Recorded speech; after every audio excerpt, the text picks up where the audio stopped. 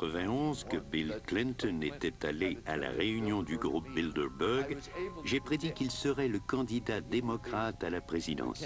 Je ne croyais pas qu'il serait élu président. Cependant, les Bilderbergers l'ont choisi pour être président. Will, to the best of my ability, preserve, protect, and defend the Constitution of the United States. preserve, protect, and defend the Constitution of the United States. So help me God. So help me God. Tout comme Jimmy Carter, Bill Clinton est un produit de l'Empire Rockefeller. Mais il est encore mieux placé que Carter, puisqu'en plus d'être membre de la commission trilatérale, il a été invité à faire partie du Conseil des relations étrangères. Clinton avait donc la bénédiction des Rockefeller et des Rothschild. Comme tous les enfants américains, j'ai grandi avec le sentiment que le président des États-Unis était l'homme le plus puissant du monde. Ce n'est pas ça du tout. Même Bill Clinton a admis qu'il n'était qu'un président virtuel dans un de ses discours en 98. Just when you think the economy's stable, just when you think you're made in the shade, someone changes the rules. Si cette conspiration existe, les fomenteurs de ce qu'on appelle librement le nouvel ordre mondial ont parmi leurs priorités la libre circulation des capitaux et des biens entre les nations. Les membres de cette élite ont été les principaux partisans du libre-échange, parce que ce sont eux qui contrôlent les plus importantes multinationales. Ce sont ces gens qui veulent fabriquer des téléviseurs à Mexico et qui vont appauvrir les pays du tiers-monde en traitant les travailleurs comme des esclaves pour tirer un plus grand profit de la vente de ces produits aux États-Unis. Les principaux médias de ce pays nous racontent que ces liens avec l'élite internationale ne sont que temporaires et que tout cela est bon pour l'Amérique. Mais rien de tout cela n'est bon pour nous. Regardez les gens qui perdent leurs emplois, les familles qui souffrent. Les coupables sont les groupes comme le Bilderberg, la Commission trilatérale et la Réserve fédérale. Ce sont les membres de cette élite qui en tirent profit, pas les citoyens américains. Ces familles occupent le milieu bancaire depuis 500 ans. Elles ont fait la traite des esclaves et le trafic de l'opium. Ces personnes ne sont pas intéressées par un bénéfice de 5% par année. Elles veulent 1000%. Et pour arriver à de telles sommes, il faut tremper dans l'or, les esclaves et la drogue. C'est là que se trouve l'argent.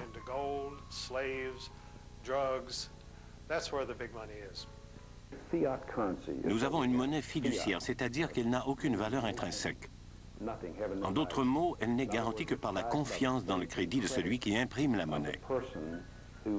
Si c'est une banque qui crée la monnaie, alors votre confiance est placée dans leur habileté à garder la valeur de cette monnaie à un niveau acceptable par tous.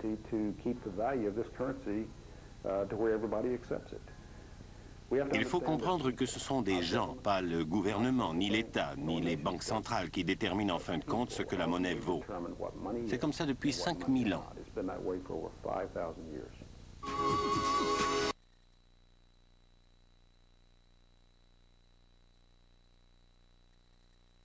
La question initiale demeure.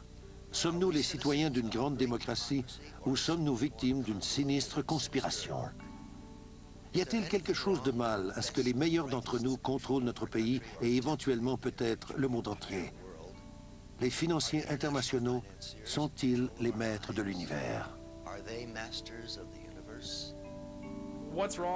Il y a beaucoup d'aspects négatifs à l'organisation du monde par un groupe élitiste. On a toujours dit au peuple américain qu'il contrôlait son destin à travers leurs représentants élus.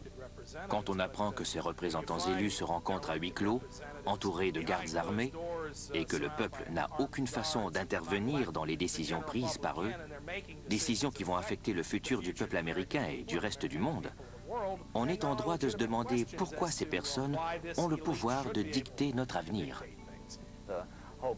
L'objectif principal d'un gouvernement mondial est d'éliminer le nationalisme.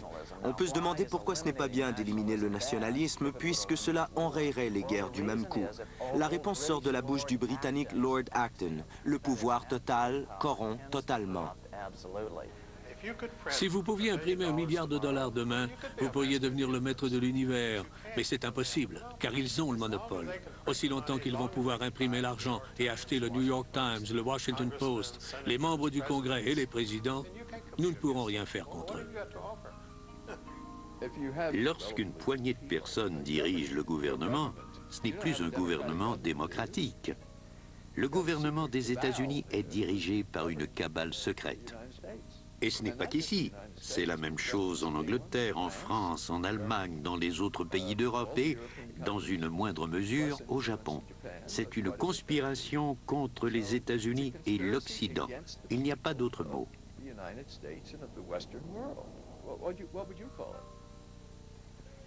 Est-ce que les Rockefeller, les Rothschild et ceux qui gravitent autour de ces familles sont les maîtres de l'univers?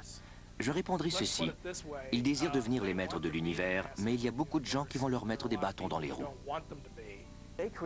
Quelle arnaque! Ils créent de l'argent à partir de rien. Ils en ont tellement que l'argent ne compte pas pour eux. Tout ce qui compte, c'est le pouvoir. Ils veulent seulement être en mesure de contrôler la situation politique pour arriver à leur fin. Ils n'ont pas encore réussi aux États-Unis en raison de la richesse, de l'indépendance et de l'esprit patriotique des Américains de la classe moyenne. C'est la seule chose qui empêche notre monde de sombrer dans le despotisme totalitaire. Si je vous sers une tasse de café qui contient 95% de café et 5% d'arsenic, même s'il y a plus de café, vous allez mourir. Ce que l'on nous sert, c'est un mélange de vérité et de mensonge pour expliquer les événements qui surviennent dans notre monde. Il y a assez de vérité pour que ce soit plausible, mais assez de mensonges pour que l'on reste dans l'ignorance. Il faut blâmer en grande partie notre système d'éducation. Nous sommes en train de faire des idiots avec nos enfants.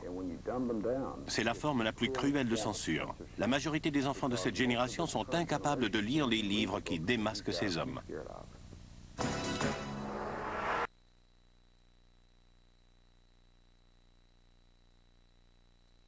Marché. L'administration Bush propose une réforme en profondeur. C'est la première en 80 ans. C'est-à-dire que la Réserve fédérale, la Banque centrale, va avoir son rôle accru.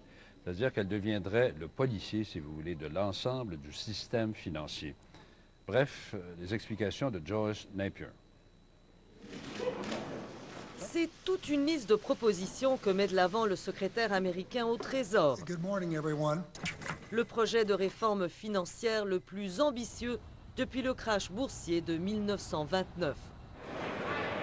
Doit-on croire à un changement de cap spectaculaire de la part de l'administration Bush? Fini l'époque du laisser-faire sur Wall Street. 200 pages de réglementation et de garde-fous. Une sorte de manuel du bon investisseur qui confierait à la Réserve fédérale, pour la première fois dans son histoire, une mission de surveillance accrue. Mais attention, ce n'est pas pour tout de suite. Pour cet économiste, c'est un projet illusoire qui n'empêchera pas une autre crise économique et n'aidera pas le pays à se sortir de la récession actuelle. Selon la proposition de l'administration Bush, la Réserve fédérale serait appelée à surveiller l'ensemble du secteur financier, y compris les banques d'investissement, les compagnies d'assurance et les fonds d'investissement à risque. Le petit épargnant, le travailleur américain, en seront les premiers bénéficiaires, promet le secrétaire au Trésor. Les sceptiques sont nombreux. Dans un éditorial, le New York Times l'appelle la réforme financière bidon que George Bush n'a aucune intention de mener. Après tout, le président américain a toujours refusé d'évoquer une réglementation du secteur financier. L'administration Bush a beau présenter une grande réforme aujourd'hui, elle ne risque pas de se réaliser cette année. Il faudra attendre une autre administration, un autre président, qui sait. À 8 mois des élections, les propositions importantes ne sont que vœux pieux. Entre-temps, la crise économique continue. Joyce Napier, Radio-Canada, Washington.